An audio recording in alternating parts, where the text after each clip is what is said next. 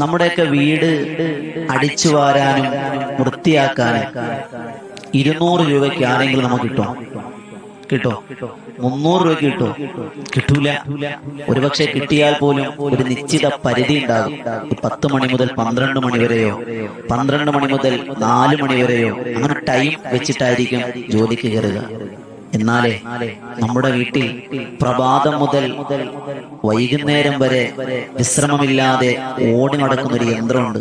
നമ്മുടെ ഉമ്മ, നമ്മുടെ ഭാര്യ, നമ്മുടെ സഹോദരി. നിങ്ങൾ ചിന്തിച്ചിട്ടുണ്ടോ? മൂത്ത മകനൊരു ജോലിയായ വാപ്പ പറയും, മോനെ നിനക്ക് ശമ്പളമൊക്കെ ആയില്ലേ, അതുകൊണ്ട് ഇനി ഞാൻ ജോലിക്ക് പോണില്ല. വാപ്പാക്ക് വിശ്രമമാണ്.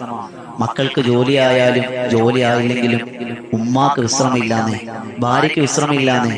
അതുകൊണ്ട് നമ്മുടെ ഉമ്മമാരെ, ഭാര്യമാരെ, സഹോദരിമാരെ പരിഗണിച്ച് സ്നേഹിച്ച് നമുക്ക് അവരുടെ മഹത്വം നമ്മൾ മനസ്സിലാക്കാം.